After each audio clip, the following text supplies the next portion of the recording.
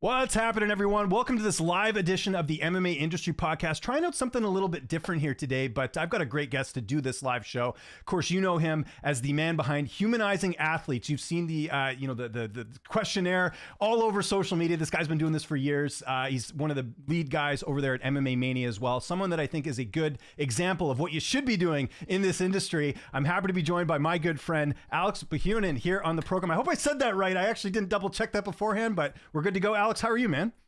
Good. Yeah, you said it perfectly, and it's good to see you, James. It's good to see you as well. And just fixing your frame there, rookie mistake. But Alex, let's start first. So how we're going to do this, let me explain this first. Normally, I kind of talk to you and get to know your career. So that's what we're going to do here today. If you guys are watching this live, post your questions in the chat. Any MMA media related questions, we are happy to answer them. We're not experts, but we know a thing or two. We've been in this industry for a while, so maybe we can help steer you in the right direction if you have any media related questions. But first, we're gonna learn about Alex here. I know a lot about Alex. Maybe you don't. Let's start first with the fact that I always ask, this is my first question on the show now. How do you describe what it is you do as far as your MMA career to people that aren't involved in MMA, maybe family members? Like, how do you describe it to them? Because for me, it's always awkward. Yeah, it kind of, that's kind of a silly. Yeah, I just say yeah.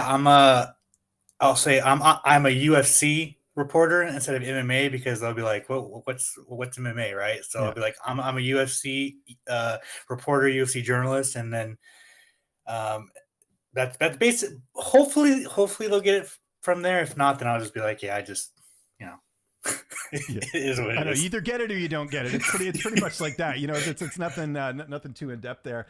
And you've been full time for a couple of years now. I actually kind of wanted to mention that. It's tough. I think people need to understand that this is not an easy gig to make a living in. It's very tough. There's not a lot of jobs. So you've been with Mania now, I want to say a couple years now, right? At least 2 or 3 years. How long has it been that you've been over there at MMA Mania? It's coming up on two and a half because Okay. I got on with him actually like dude like a month and a half after I got to Vegas, which was just like I lucked out. I super blessed because like when I moved out here, I wasn't with a full time outlet. I was with a bunch of outlets, so I was gonna have to grind and be like, hope I was like, all right, I'm going to make some money working for these outlets, but I'm going to have to do something on the side because I'm not going to be able to afford rent or anything with it. And after I moved to Vegas, I reached out and I got MMA Mania, which is I'm so thankful for. Yeah, well, it's well deserved, man. And again, you've been grinding for a while. That's one thing that I've admired about you and a lot of people in our space, that like you're putting that time in and you can see it. You can see those relationships you're building. I wanted to go all the way back to the beginning though. Like, when did you become a fan of MMA? When was this something that caught your interest? Was it like early on? Like, is there like a card or maybe like for me, it was Tough One, The Ultimate Fighter Season 1. When was it for you? When did you get into MMA?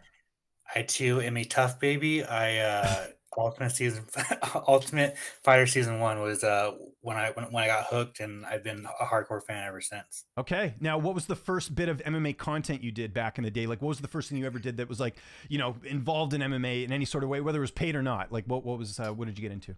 It was writing for my college newspaper. I had pitched them like it was like there was obviously like it wasn't going to do anything, but I was just like, hey, I'm taking the sports journalism class. I'm on the college paper. Let me like just preview this card or whatever. And so that was my very first bit of content, and which is funny because like I had originally gone to journalism school for like entertainment and like movie reporting, and it was like through that quickly that I found out that like actors and actresses are just fucking weird and they're not like you and I. So I quickly found that out and I was just like, well, I've been watching this sport for like 15, 20 years. Like, why don't I kind of like try and do this?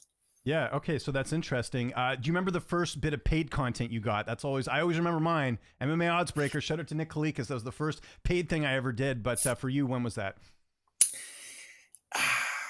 It was Cade Side Press. It was Cade Okay. Side Press. Yeah, Yeah. yeah. Because I had I had been working for like Blade Canvas. I'd been like working for a bunch of these outlets, but like, dude, for like the first year and a half, 2 years, like nothing. I was just writing for free, and I figured like this is just what it's gonna be for like for like I was kind of content with it because I was like there is not a lot of jobs in this thing, so I'm just gonna like do it. I heard a lot of people say like you really have to love this sport to like cover it and like survive in it. So I was just like, fuck it, like I'm cool. I was burning through my savings. I was just like, it is what it is. And then I finally got around with KSI Press, and that was my first time I got paid in this industry.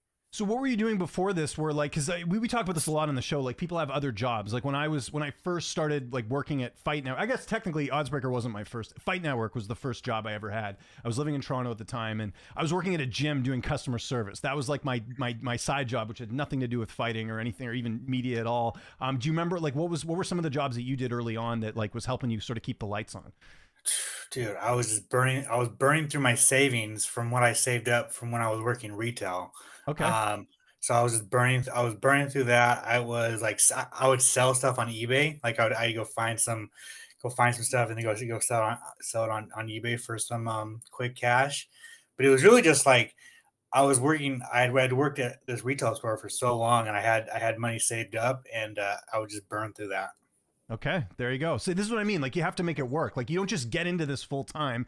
It's very, very tough to sort of get that first paid work and then you build up your profile. But again, I think because you do a bit of everything. You do news, you do obviously interviews, you do a great job with that, and then you do the humanizing athletes. So you sort of, I'm sure early on you realize I got to do a number of things in order to get hired. I want to start with humanizing athletes. Where'd you come up with the name?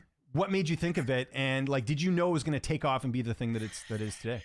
No, I 1000% not. It first started with I'm a big movie guy, so I would ask these fighters what their favorite movie is, and I ask anybody what's your favorite movie? Like if I can like talk movies with you, then like I like you, bro. Like like that's something that I can relate with. So I started with that, and then I started thinking like you know, what if I kind of went a little bit further with this, like a favorite TV show, like who do they like watching fight, blah blah blah. So I started like that, and I originally put it on my website. I would write it all up.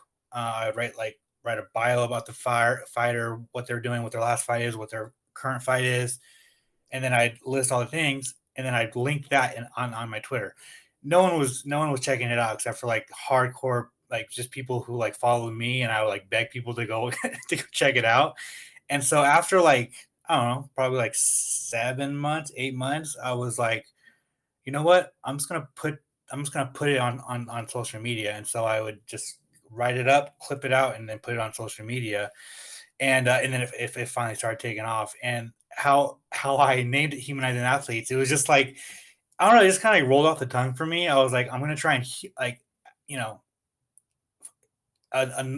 people who don't watch fighting think of these fighters are it's just like these crazy thing like these crazy creatures, right? So I Mhm. was like, well, I'm gonna humanize these guys, and that's kind of where it came from. Realistically, I could have probably named it like fighters favorites or favorite fighters, you know what I'm saying, like something Mhm. like that. But like I don't know, it kind of just rolled off the tongue, and it worked. Yeah, and it's so simple. I mean, I think that's the easiest part is like in a day and age where people have like no attention span, it's easy to just see the 1 point answers and sort of see what their interests are. How has the list evolved over the years? Because I'm sure, like you mentioned, you started with favorite movie, but how did you come up with some of the other questions? Was it just things that you were generally interested in, or did you? I know like other people do things similar in other avenues or whatever. Like, how did you come up with all your different questions? It was just honestly, it's things that I want to know. Like Hmm. that's really what it started with, and like you know, people have like asked me to do like what their favorite book is, right? But like I'm like not all fighters are gonna read books, so it's just so it'd just be like it'd be like only a few fighters do that. So like I kind of do it. I kind of choose the topics that like most fighters will be able to answer. But it's really movie, television show, video game, song, and band and musician. Like that was the main five, main six that I really wanted to know, and then it kind of evolved from there. Now, in terms of getting these answers, do you just write them to fighters on social media and they send back the responses? Like, take me through maybe how you used to do it when you started to now. Like, I'm sure the process has evolved a bit. Yeah. So the first time I did it, and I'll always think Jorgen De Castro was the first guy that ever responded to me. So I love that guy forever. I literally went on UFC.com. I went to their roster, and I clicked every single fighter's Twitter or Instagram, Twitter, and I just DM'd them. I said, I have this Wow. series. Had That must this have taken series, like what are you 4 hours or something to go through the entire roster. Good for you, doing? man. Dude, it was nuts. So that's how it originally started. I just DM'd every single fighter. Um, I'd say like of the like 600, 700 fighters, I'd say like, I don't know, like 30 got back to me, maybe 30, Hey, it's a 35, numbers game. 40. It's a numbers game. Right. And so that's how it started. But nowadays, it's kind of the same thing. Like, I'll I'll send them a DM. We'll do it at the end of the interview. I'll do it in person if I'm in person. If I can't get to the fighter, I'll ask their manager. I'll go through their manager or press or whatever. Like it's kind of evolved. Um, and it's like, and it depends. Like, of course, I would like the fighter on camera doing it or like doing it in person, but like sometimes it's just easier for them because they're so busy and Yeah. I don't want to like especially like if an interview is like 10, 15 minutes, I don't want to do another 5, 10 minutes of them doing it, right? So I'll just like answer this at your own leisure. The only problem with like sending it to fighters is those fighters are so flaky, they're so forgetful that they'll forget that I sent it to them, and I'll be like 3 days before their fight, like, hey bro, like, are you just still down to do this? And then at that point, I'm like, all right, I don't want to bug him anymore. Like, I'll get you next time. Yeah, no, for sure. Key thing you mentioned there is something that I want the general public to understand because you brought up something very good here. Fighters do not have a lot of time. You know how many times I get people saying, man, you should have asked these questions or done this longer. It's like you realize that the fighters don't just have like hours and hours to like sit and chat like they're in camp and all this stuff. I think that's something that people need to realize. Like my interviews are about 10 or 15 minutes, well, 15, 20 usually, but it's because I don't want to take up like 40 minutes. Like I'm not Joe Rogan. I can't sit here and come up with like, hour-long conversations and like, do all this stuff. I think people, if I can put like a PSA out there, it's like, this is why the interviews are shorter, is because the fighters don't have a lot of time. And I can only imagine you have this too, where like you'll go on a podcast and it's like, I'm looking at your watch, like, can I get out of here? Like I've been here for like an hour. That's why when I do podcasts now, I set a 30-minute limit. And like I have a few exceptions, but I usually make sure that I'm not on there longer because like there's no reason. Like if you're on a show that's longer than an hour and you're not on Joe Rogan, people aren't watching the whole thing. I hate to break it to you, So Well, yeah, no, 1000%. And yeah, that's a very good point. And just like, I feel like 10 to 15 minutes is like a perfect time chunk. Anything past that, like unless like you're doing a big feature on a fighter or something like what like or a fighter has a big story or something like it's like it is case by case, but I feel yeah. like just the normal standard interview is like 10 to 15 minutes is like a sweet spot. Yeah, no, completely agree with you that there. Do you ever go through do you ever send management questions and the fighter answers it like on behalf of that, or is it always just directly to the fighter?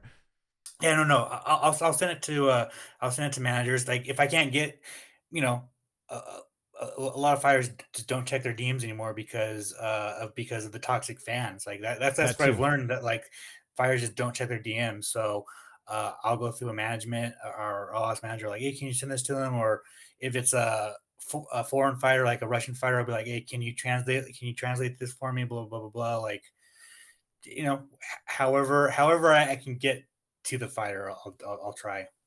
It sort of segues to my next question. You break a lot of news. You're one of the top news breakers. I probably should have mentioned that off the top instead of saying, "Oh, he just works for MMA Mania." Like you're like Marcel. You do a great job with getting news, and I think I would assume that part of that is because you work with so many different fighters with the humanizing athletes, and you work with so many management that you've sort of built up some sources just probably naturally through that. Is that accurate, or is there another like have you just really sort of sought out people that trust you? Like, take me through how you started breaking news. Yeah, it used to be kind of like a investigative game. Like I kind of like thought of it as a game. Like a fighter will announce they have a fight. I'll be like, all right, in the lightweight division, I'll Mhm. go through and like go through all the lightweight fighters in the fighter. I'll go to their social media and see if they got a fight, and I kind Mhm. of like do it that way. Mhm. And then I reach out to them and try and get them to try to get them to confirm it. Yeah. So like that's kind of how it started, but now it's like, yeah, it's a fighter will reach out and just give it to me, or I'll go through a management or a coach or whatever. But like, you know, as much as it's fun to break news and like you get a big rush for it from it, it's so like there's so much anxiety to it because like if you get it wrong, because I got one fight wrong. It was Charles Jourdain versus Shane Burgos, and I reported it for a different event, Mhm. and I had like I had 3 sources on that Mhm. give me that information, and I was still wrong on it. So, like, um, it's just dude, it's just so hard because fighters don't like a lot of fighters don't wanna, give you the fight because they think the UFC is gonna, Get like, mad at punish them. them for it, Yeah, right? So, yeah. it's just, like, as much as I get a rush from it, like, "Oh my god, yeah, I just broke that fight," like, I just don't like to do it as much as I don't know, it's No, no, not I f know it's exactly what you're saying. it's Yeah, not fulfilling. I don't that I hardly break any news either. I'll hear things or I'll have people feed me stuff and maybe I don't like for me it's like you just said, you got to check with those other sources and make sure it's legit. Something you brought up earlier, something Marcel and I talked about the last couple episodes where people will be like, "Oh, this guy says he has a fight and this guy says he has a fight and they're in the division. That's a fight. I'm going to put that as news." No, you have to actually check with the sources to make sure it's legit. So, that's a good thing, but you get way more crap. Like let's put it this way. You get very little praise for breaking a fight than you do hate if you get it wrong. Does that make sense? I think personally. 1000%, and I think Helwani said it, like, no one remembers who broke a fight. Yeah, that's No true. Very, very they will rarely. Yeah. dude, people will know for 3 hours, and then after that, no one will remember who broke that fight. So it's like, is the juice worth the squeeze? You know what I'm saying? Like, unless I'm breaking it for my website, right? Like, Yeah. when I broke the, Mateus Nicolau versus Manel Cop, like, that was a main event fight for my website. Like, Yeah. that was something I chose to kinda go after, or, like, I have certain fighters that I'll try and break all of their fights, right? Like just my buddies or whatever. But yeah, it's just not as fun as it really is. And like you said, bro, like, unless you've gone to journalism school, or like you've read about, like, you took a class, or you know about news breaking, like, people don't understand about sources, and like, you have to get sources from each side and confirm it. Like, it's like I said, it's like it's something that people don't understand. Something else that you kind of touched on a little bit as well is, obviously, it's the industry sort of changing in terms of like, breaking news and all that. And something that, again, I talked about a few weeks ago with Marcel kind of fits in your category, fake news. Fake accounts posting stuff. How big of a problem is it, and how often do you see it? Because I see it all the time, and I always tell people like, listen, unless it's one of these people that is breaking this or one of these outlets, it's probably full of crap. Do you remember Colby Covington, Hamzat Chimaev happening in June in Seattle? I have yet to see that fight happen. To be honest, it's like a fake news epidemic, bro. Like, there's Yeah. so much of it. It's just because social media is such a big thing in our society. And if someone has, 5,000 followers, they can get it into the ecosphere, right? Mhm. And it goes. But and it's just I think I think a few years ago, I mean, maybe even like pre-pandemic, I think people would like could kind of see if a if news was fake. Like yesterday, I mean, Roman Dolidze versus Paulo Costa. I don't know how many people saw that all over social media. It was everywhere, and it turned out to be fake, of course. Yeah. But like, people have such short attention spans, and this is not even for MMA. This is just for news in general. People don't want to go seek out if this was fake or not. They just see it on social media, quote tweet it, "Oh, this sucks," or oh my god, this fight's a banger," but they don't go and really see if it's real or not. So yeah, it is fake news is an epidemic in this fucking sport. It sucks. Yeah, and the thing that bothers me too is that then they say, "Oh, the media's they're just lying and they're making things up." It's like that's not media. That's different. That's some clout goblin on social media trying to, Yeah. get his dopamine hit because he's trying to post a bunch. Because that's the thing, they get it wrong. They're usually an account with like a fighter profile picture, and it's like, why are we even listening to them to begin with? So Yeah, 1000%. yeah, I agree with that. Just quickly back to sort of your interviews and stuff that you do with fighters, because I should mention as well, you do some great interviews just with fighters that aren't even like humanizing athletes and all that stuff. It's just like a regular interview. Is there anyone you haven't interviewed that you've wanted to? Because I feel like you've done. I look at the humanizing athletes and I'm like, you've talked to pretty much everyone. I mean, my favorite fighter is John Jones, so that would be like the I've talked to him at media day, right? But like a Yeah, one-on-one interview obviously would be the like I don't think I could ever like beat it or like be more happy, but I doubt that's ever gonna happen. So like I'd have to really look. I really have to start, looking at like current fight. I don't know if there's anybody that like Yeah, I put you on the spot here. I was going to say, because I think you pretty much have got everyone. And I think one of the great things with the humanizing athletes thing is it's just easy to do. Like, it's not like you have to worry about, like, even if you have a language barrier, they could translate it and they could do it via text. It's no problem, right? Yeah, 1000%. It's actually, like trying to get Leon Edwards to do it or whatever, like, someone like that, like someone who's like who does a little bit of media or like is kind of easy to get to in a sense, but like just he doesn't like I because I've gone through his manager, and his manager is like, yeah, I'll keep asking, but like just like never gets back to me, right? Yeah. Or like someone like Cheeto Vera, he like doesn't do anything.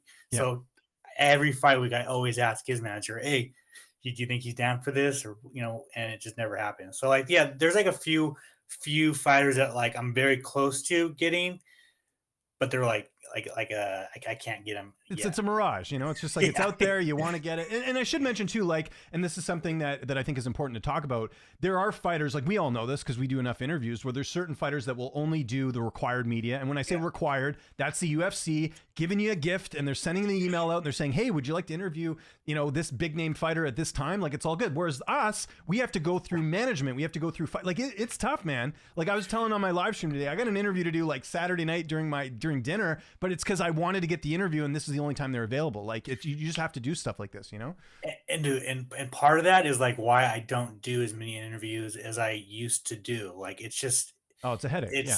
dude, it's tiring. It's like I don't like to, especially like when you book out, like you book out your day and then like three of them flake on you. It's just like why am I doing this? Like I could be doing something else. Like it's just not yeah, it's yeah, to be honest with you, like I like talking to regional fighters because Oh yeah. when they get to the UFC, like that's like they're so thankful for people who talk to them before the UFC. And I think that's like one thing that people don't, you know, newer media members, like they just don't take the time to do.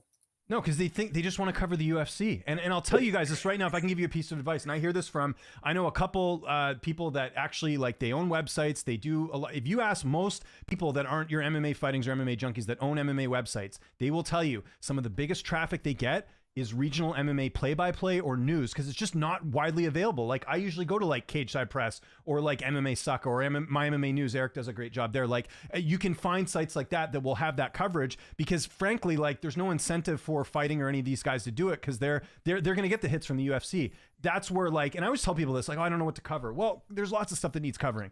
Women's MMA, regional MMA, international MMA, like Ryzen, like they're I get the press releases. They're practically, they want you to interview all their fighters. Like someone who's starting out should be doing a lot of that stuff, 1000%. And kind of going back, like that's how I started, in a sense, how I started humanizing athletes, because coming out of college, people would always tell me, like, you got to be different. Like, you got to find your niche. You got to find something.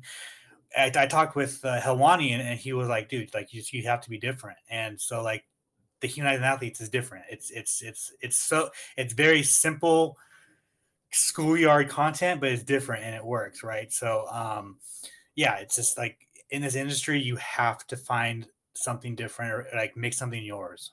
Yeah. Yeah, I completely agree. I didn't even ask, by the way, where did you go to school? What did you take in school?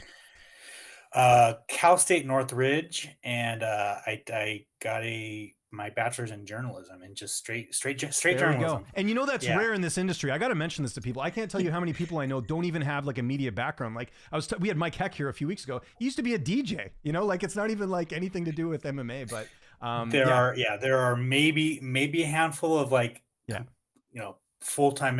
full-time media members that have actually gone to school for it. Like a lot of them were just right time, right place, or good at something, good at social media, good at good at storytelling, good at writing, and they get hired, right? So, but that's the thing, is like nowadays, I mean, you don't need a journalism degree to do this. Like, websites don't be like, oh, can I see your diploma? Like, no, exactly. Yeah. And if they did, you'd probably want to turn the other way. It's like, why do you need to see this? Come on. What, you get a little nosy, So there we go. Yeah.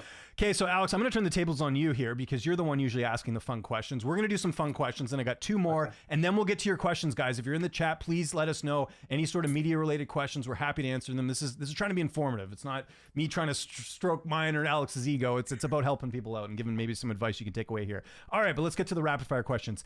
You've probably seen these anyways. Favorite athlete outside of combat sports? Oh man. There's no wrong answers here, by the way. Just an opinion, whatever comes to mind. Yeah, probably Darren Waller. Okay, Darren Waller, great choice. Favorite movie? It's tough. Animated, I'll do Nightmare Before Christmas, but like if I got actual like non-animated, I'll go in Inception or Requiem for a Dream. Gotcha. That was like 4 answers. Just need one, but that's okay. Favorite TV show? Mr. Robot. Favorite cheat meal? Mac and cheese. Oh, great choice. Great choice. I agree with that. Favorite comedian? I think I'm gonna go Patrice O'Neal. He's great choice. Great choice. Yeah. Have you seen, I'm sure you have, the one, I think he was on like Fox News or something, and like they were just asking him the dumbest questions, and he's like, what are you asking me? It's crazy. Dude, he was just, he was gone way too soon. Yeah, he's a treasure. Favorite travel destination? Man, I just got back from Mexico, and I really like that place, but I still think Rome. When I went to Rome, Italy, man, I love that place. Okay. What's your favorite animal? A lion. What's your hidden talent? What's something you're good at that maybe we don't know you're good at? Oh man, that's good at any other sports? Do you play any musical instruments or anything like that? Or maybe you're good at like a video game or something. I don't know. I mean, I am really good at Call of Duty. I'm good at Call of Duty multiplayer, not Warzone. So if you want to smoke, what's up? That was the correct answer. And last one, what is your biggest pet peeve? What's something that really annoys you on like an irregular basis? I don't like people when they lie. It's just so if you're a liar, like go away. Exactly. I can take that as well. What is the best advice you can give someone that's looking to do what you do, Alex? So we just kind of talked about it, like be different, but also like you have to just go for it, right? Don't once you come to the realization that like you want to do this, just go for it. If you want to write. If you want to podcast. If you want to interview people. Like you have to just do it, and you have to be consistent. Whether that's one thing a week, 2 things a week, if you something every single day, just be consistent. And that's the only way that you're going to stand out. Because if you do like, oh, I'm going to interview this one fighter, and then we don't hear from you anymore, like we're not going to hear from you anymore. That is the best advice. I tell that to people all the time. You're better doing one interview a month, or not a month, but like one interview a week, and then keeping with it, than doing like 6 in a week and vanishing. I've seen way too many people do that in this industry. Seriously, like I could get like a whole starting lineup in the NBA for people that have come and gone in this industry from that perspective. And another thing I'm glad you brought up, and I think this is so key. I can't tell you how many people saying, "Oh, well, when I get a good camera, I'll do it." No, just do it. If you have a cell phone, you can do an interview. If you have a laptop, you can do an interview. If you don't even need like the most, you can buy, literally, you could get the cheapest setup possible. You could get like a really cheap webcam that's 1080p. You could get a USB microphone, and you're good for interviews. That's all you need. People think you gotta like paint a Picasso before you go put it in the art gallery. Like it's YouTube. Like the content at the end of the day sells more than anything else. You know, some of the biggest content creators, like I'll give you a quick example. MMA Guru, he doesn't have the nicest setup in the world. It's nice now, but like back when he started, at the end of the day, it's the content that he's delivering. It's not necessarily the production value. Production value helps, but it's not the be all end all, right? 1000%, bro. Like I don't have, I refuse to buy a nice webcam, because like I just don't like, of course quality is great, but like I don't care like if it's watchable, then you're gold. And dude, these cell phones it's a computer, bro. Like all you need is a phone. Like all you need is a phone to create content. You can take that phone to gyms and create content. Like, you don't need a nice camera. Like, a nice camera is obviously, it's very nice to have, and you should probably try and get one at some point. Like, it doesn't have to be like next week, but like, your cell phone is very valuable. Yeah, and just so, and I mentioned this before too, the camera I use right now is a camera I use covering events. We're talking 2000. When was the? I want to say 2015. I got this camera, and I stopped using it at events because it doesn't have a microphone jack, so I can't plug a microphone into it. So I was like, what am I going to do? Maybe I'll sell it. And then I had a friend of mine who's like he's sort of like my mentor, a guy that I use when it comes to tech stuff. He's like, dude, you realize that's like one of the best webcams to stream with. I was like, how do I stream a DSLR camera? You get the Cam Link. Camlink's like, I forget how much money, but, and people in the chat, Drake, I see you there. I know you know what that is, but basically it converts your DSLR camera into a webcam, and that's why it looks as good as it looks. But this camera I'm using is actually really old. Like, honestly, it's better to get a DSLR camera than it is to get a webcam, because like the quality is just night and day because it gets so much more color, just personally. I'm not pressuring you to me saying this, but I'm just letting you know, so. Funny enough is I actually want to use, because I have two DSL cameras, and I actually want to start using it as my thing, as my webcam or whatever. But like, I don't know how to do it. And I've watched a couple YouTube videos how to do it, and I'm still kind of confused. So it's funny enough, I was actually gonna have Drake hook me up when he was in Vegas. So next time well, I'm going to be there. I can help. Oh you yeah, yeah, 1000%. I can help you. All you need is the Cam Link. It's pretty easy. Anyone out there want to know how you get the quality like this? It looks pretty good. My last question for you, and then we're going to get to questions from everyone in the chat. What is your ultimate career goal? You are kind of living the dream. I mean, you are. I mean, I think anyone that's made it full time, you can't take that away from anyone. That is an achievement in itself. It's very tough to get here and have your bills paid by covering MMA. It's a tough industry. But what is your ultimate career goal, or is it this? What do you hope to do? Yeah, I actually just told Brendan Fitzgerald this. Right now, I'm super content. Of course, everybody would like to make some more money. That's the ultimate goal. But like, I'm very good at social media, and that's what I do. Like, that's my job, and I love to write, and that's my other part of my job. So I'm doing the two things I really love to do. And people always like ask, like, don't you want to work for ESPN, or don't you want to work like? I'm not a broadcast. Like, I have a stutter, so like, I'm not gonna like be like, I'm not gonna be on broadcast. Like, I don't like to do that. I like to be behind the camera for the most part. But like, I'm very content right now, man. And it would take something like super juicy to like get me to go. I totally get what you're saying, because I get that same question. Don't you want to work for? I don't.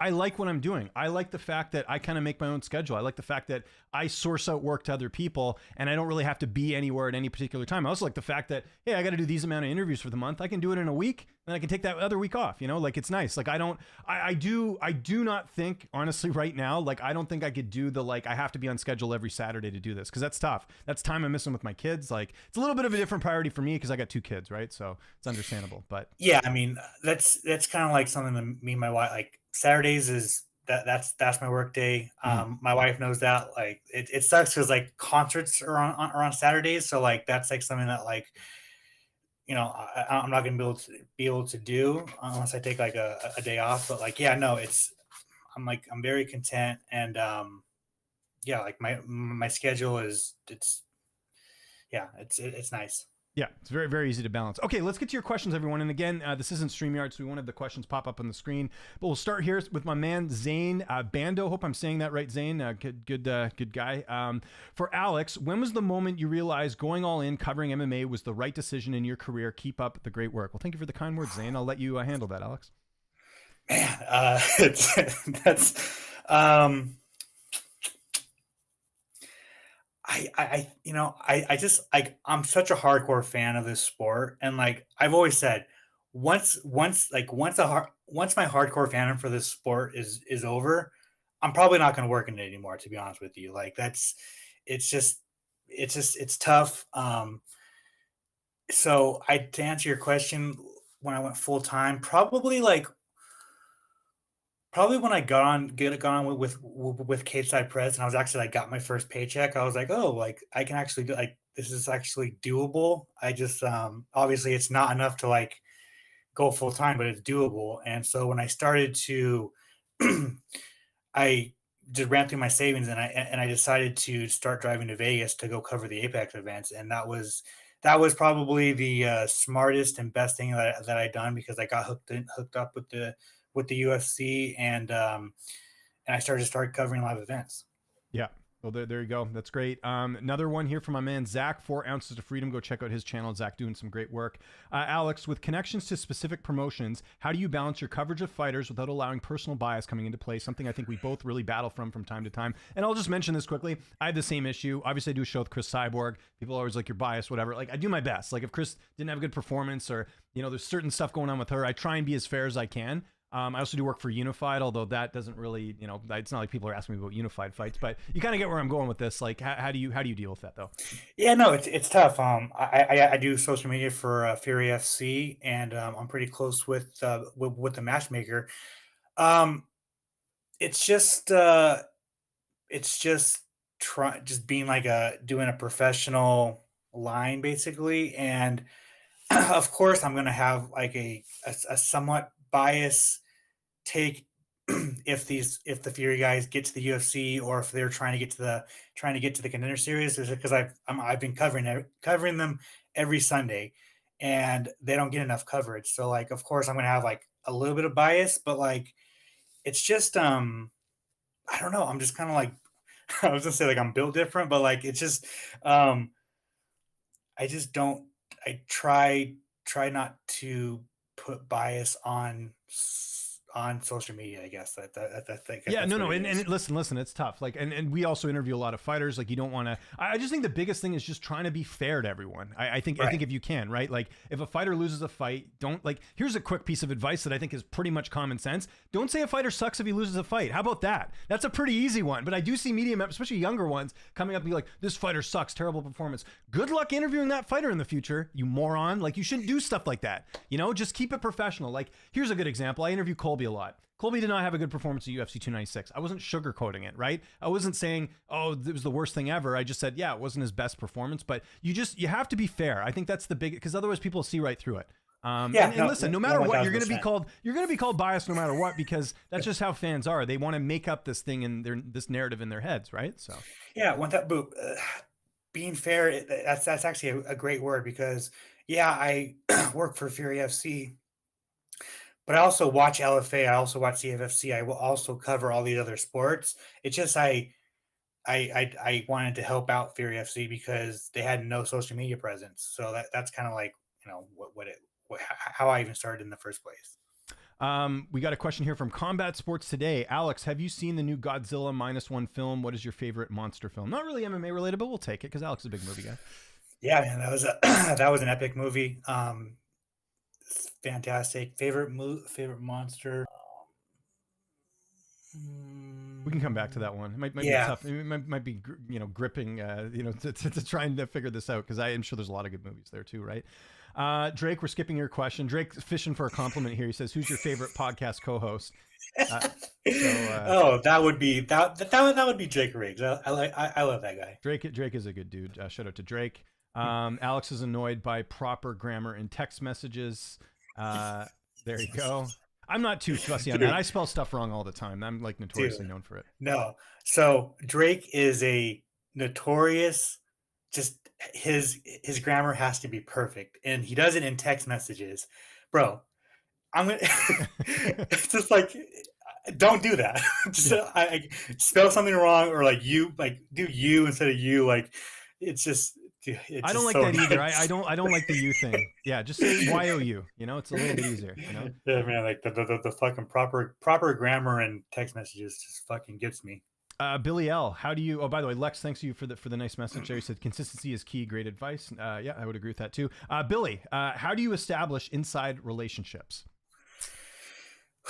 Yeah,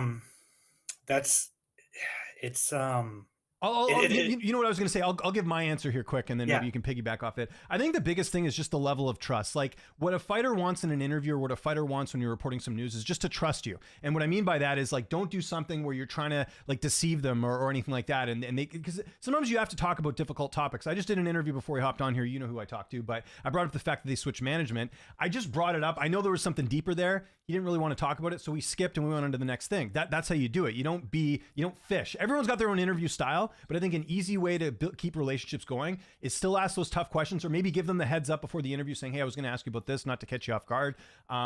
It's just making the person feel comfortable and they can trust you, because if they know that you're going to like deceive them, you're not getting that interview or that contact again. And then people will say, well, then you're not a real journalist. Well, good luck doing any content then, because then you're going to piss everyone off, you know? 1000. No, I echo basically everything you just said. Trust is a very big thing in this industry, especially because, like, dude, this industry is very, very small. Very Very, small, very yeah. small. Everybody knows everybody. If you piss off, if you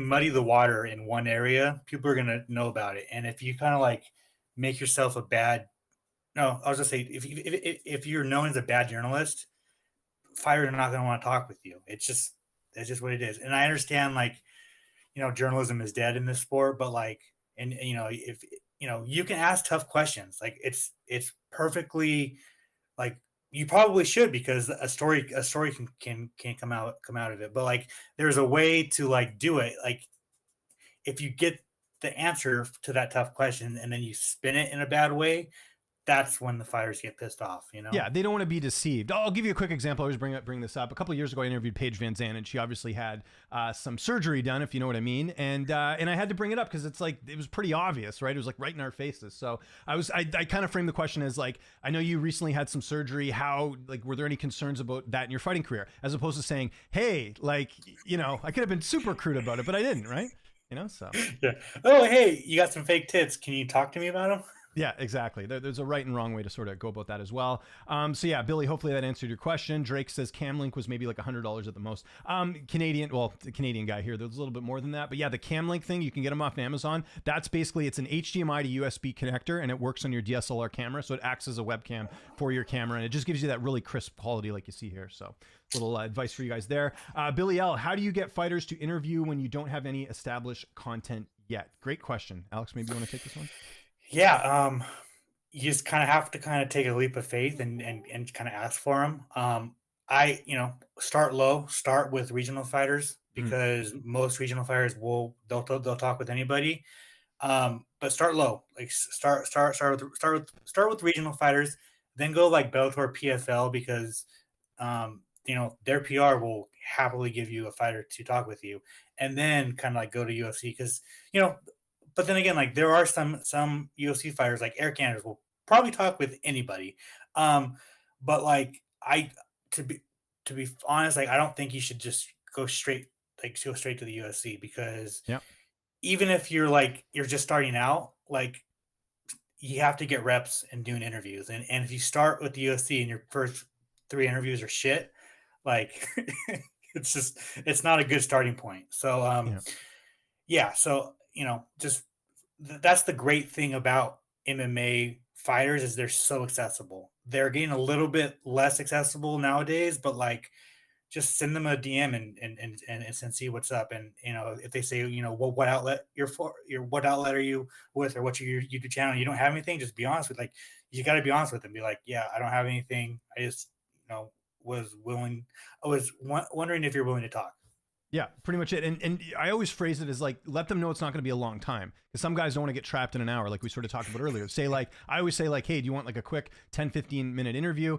And we also talked earlier about like, if you're going to do something, just go out there and do it. Okay. But you're also not polished, like Alex just mentioned. So if you're talking to a regional fighter and the interview goes bad, who cares? No one's going to really worry too much about it anyways. But if you're going to a UFC fighter, it's probably gonna be like, why am I getting an interview by this kid in his bedroom? Like, what am I doing with my life right now? You know what I mean? So you kind of have to look at it there, where it's like, again, you need the reps. And here's another thing. People ask me like, oh, I don't know who to interview. Go on Tapology, LFA, Titan FC, like whatever, like any regional promotion, CFFC, Ring of Combat, whatever. Just look at the list of upcoming events, find the fighters, find the fighter's name, put in Google, Instagram, find their Instagram account, DM them, just ask if they'd be interested. I reach out to fighters all the time. I can't tell you how many times I don't hear anything back. It just happens. Even as long as I've been in this industry, you still get people who don't respond to you. So it's a numbers game. Like Alex said, he's going through the whole UFC website trying to get people to do humanizing athletes, but that's a smart way to do it, because then you'll find the people who you like. And here's another benefit to interviewing regional fighters. They have teammates.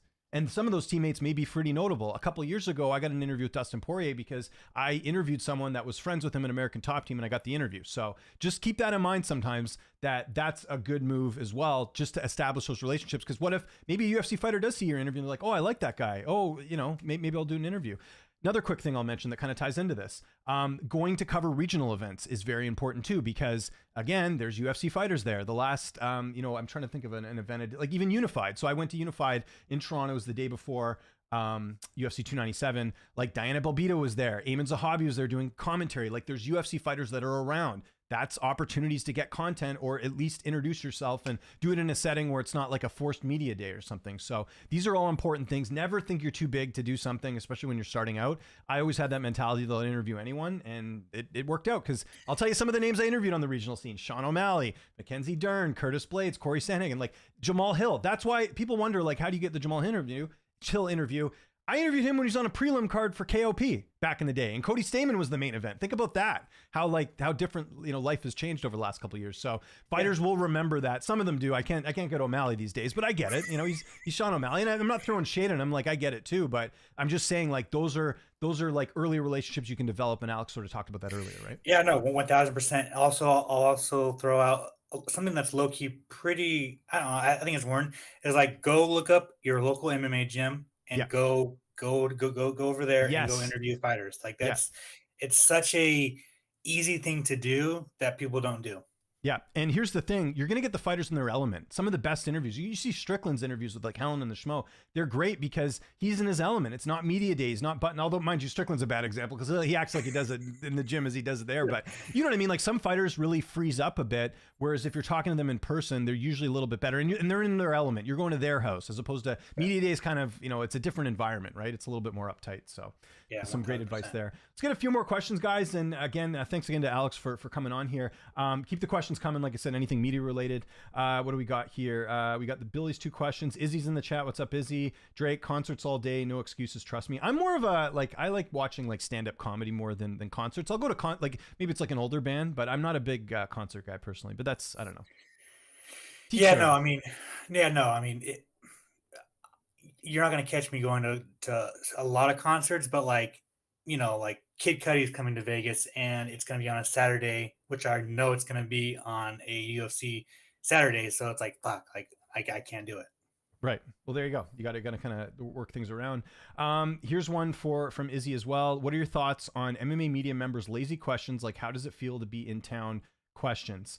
I'm going to do a video on this later. I know I've been talking about this for a while, but like, I think what the Cole's notes of that video is going to be is that the UFC does their credentials based off outlet and not based off the person in most cases. Like, here's a quick example. Like, Kevin Iole right now does not have an outlet he works for himself, but he's a veteran in the game. They know that he's going to ask the questions they want, so he's in no matter what, no questions asked. But like, in a lot of cases, the UFC will look at like mainstream outlets or like a radio outlet, or even sometimes on cards, you've seen this, they'll get like a university paper and some kid will get in. And that's why you get people asking these questions, because to be honest, they don't really know a lot about the sport. And they're just like, wow, I got a media credential. Meanwhile, there's people who've been grinding here for years and might work for a lesser website and can't get credentials. Like, UFC credentials out of, I think, anything in combat sports is the toughest to get. Would you not agree with that? 1000%. And the sad fact of it is they don't need media anymore. Like, they don't need small media outlets to cover them. That's why you only see really big ones. And a funny little thing is, like, if you have a big YouTube channel, like, they do not care about YouTube numbers. They do not care. I can guarantee you they do not care. So if you think you're going to get credentials by building up your YouTube, you're wrong. You aren't going to get in. And to piggyback off the original question, if someone asks a fighter, like, you know, how are you doing in Vegas, or like this week in Atlantic, like, how are you enjoying Atlantic City? Most of the time, it's somebody from that city that are trying to get like a quote for their city. Yeah, exactly. Right? Yeah. Yeah. There was a couple of years ago, Adam Martin, if you're watching this, if you're not, I'll send you the timestamp of this, but there was a guy, I think it was the Holloway Ortega card in Toronto a couple of years ago, that the guy, every single fighter, so how you like in Toronto? How is Toronto good? Like, dude, enough. Like, we get it. We know you work for like the student newspaper, but like, come up with something a little bit different here, man. It's crazy. Okay, a couple more questions. The most memorable time you've been roasted by Sean Strickland. Strickland hasn't really roasted me that much because, like, I don't know. I think I'm not pushing the envelope with him, I guess, too much. I've only interviewed him a couple times. I don't think he's really roasted me that bad. One time we did a remote interview, and okay, I'll tell this story actually. Drake, you're in the chat. You'll appreciate this. So back when Strickland was with his old management, we got an interview, and this was before people knew that like Strickland was Strickland, right? He was just, I think he'd come off the motorcycle accident. So do this interview, and he's kind of like, I've seen it all. I've interviewed Charles Felony Bennett. Like I've interviewed every fighter you can imagine that's like, sort of different, right? In that perspective. And I do this interview, and I know Drake had got the same interview with Strickland, and Drake messages me after, and he goes, dude, how was your interview with Strickland? I said, oh, he was off the walls or whatever. And Drake's like, I don't know if I can publish half the stuff that he was saying. And this was before people knew who Strickland was. So I think in that interview, he gave me a bit of a hard time. But I think once he saw that like I could have fun with like the questions, it was no big deal. So have you been roasted by Strickland before? Actually, yes, he did roast you a bit, didn't he? Yeah, I remember this at the presser. Yeah. He's roasted me like 3 times. The first time was my video game tattoo. Called me like a virgin or something like that, and then it was my chain. Called me like Italian, something like that. Yeah, he's got me a couple times, but it's because I play with him, like like I don't. There's been, this is like from like non MMA people, but like people on my Facebook are like, why don't you talk shit to him? Like, why don't you say something back? Like, what, like, this is something like, I don't know, maybe advice, but like I don't want to be part of like, you don't want to create a scene. Yeah. Yeah. I mean that's, yeah. and because otherwise then, because here's the flip side. Let's say you do go back and forth with Strickland. Oh, I just want to hear the fighter talk. I don't want it to make it about you. You know what I mean? Like that's the issue. I agree. I think when it comes, because you're going to have fighters that get annoyed or whatever, like things happen, it's no big deal. It's best to just roll with the punches. Never make yourself into a victim. You do that, everyone's going to turn on you and they're going to sick you like a bunch of dogs, right? So you got to have fun with it. Yeah. 1000%. And and for Strickland, since I didn't get my feelings hurt or I didn't go back at him, now we're buds. Like it's it helps for sure. Dream fighter to interview. So I got to interview GSP one-on-one. That was like a bucket list for me. I'm trying to think if there's anyone. I've always wanted to like just as kind of like a, I don't know, I just would be curious to do it. Ronda Rousey would be interesting in an interview. I've never had the chance. I think when I was regularly going to events, she was kind of on her way out. But is there anyone for you, like a dream interview that someone you haven't spoken to? I think I kind of asked you this earlier too. John Jones and Brock Lesnar are my two. Brock Lesnar would be good too. Some of the stuff he'd say. I probably wouldn't be able to make it through the interview because I'd stutter so much, but those are the two. Yeah, and that's by the way, one thing I do want to mention, like you're very open about your stutter and talking about this as well, and I'm sure you get a lot of shit on social media, but I like the way that you like turn it into something where it's like, it's a positive, and you did a great job with Curtis Blades. I'm so glad that worked out, by the way. You and I talked about this last summer, but you linking up with him, because Curtis gets all this shit. Oh, he's good at CTE, as if like you can't just take a quick Google search and see that this guy was stuttering back in RFA when he hadn't even been knocked out before, So it's I think that's very good of you, and I'm sure you've inspired. I'm sure you've had people reach out that have had stutters as well, being like, hey, if you can do this, then I can too. Yeah, I mean, it's also a defensive tactic. Like I'm going to make fun of myself before you can make fun of me, Mm-hmm. So it's like, whether it's stuttering or my recovering drug addict, like I'm going to make fun of myself before you can. Yeah, no, then that's, again, I think that's a key thing just in life in general. If you can take something and turn it into a positive, or, again, not try and play the victim thing, which is kind of popular to do these days, I think you'll win more people over that way. So that's a good thing as well. We'll take, if there's like one more question, we can get to it. What do you got coming up? Maybe we can kind of talk about that a little bit, because there's obviously UFC this weekend. You go to all the fight nights, right? Like, because you're in Vegas, do you go to every single one of them? Yeah. I go to every single Apex event, every single Vegas. I'm obviously credentialed for any event, and I can go to any event I want. The thing that people, I don't know, traveling sucks. Like it does, bro. Like it's on the outside of everything, like you would think, like traveling to all these countries or cities is like a dream job, which is, it's cool, man. I can't really complain about it, but like it sucks. It really does suck. Just like it's just, traveling is draining. It's draining, especially you're working too. So like I have the capability of doing my job from the comfort of my couch. So like if I don't have to go to Atlantic City, I'm not gonna go. I'm gonna do my job from the couch. Yeah. I forgot to mention the card is in Atlantic City, so no Vegas for you. So you get a. I mean, I guess you'll have to work, but at least you don't you don't have to do all the extra travel and go there as well too. So that's another. sort of interesting side of it as well. I think this is a good time to wrap things up, Alex. Thanks so much. I mean, I couldn't find a better guest to come on here and kind of talk about the happenings in the industry and all that. It's really cool. And again, hopefully this is informative. If you guys have any other questions, feel free to reach out to myself or Alex. I don't bother Alex too much. I mean, I brought him on here for 30 minutes. I don't want him to go. Oh my! I do have one more. What days do you take off during the week since you work every weekend? Yeah, so Sunday's my day is my day off. That's because so what my Saturdays look like is I cover the fights, and then I have 5 stories due. Um, they're Sunday stories, but I choose to do them Saturday night so that I can have Sunday off. So like last Saturday night I was up till 3 because the fight ended so late. But like usually I'm up till 1 or 2 every Saturday, and then I'm off Sunday. Usually Mondays. I like to kind of take it cool, but like during the week, it's very flexible. Like it's a 24/7 news cycle, so like I always have to be on my phone. So like technically, I'm always working for social media, but like really Sunday, Monday are my days.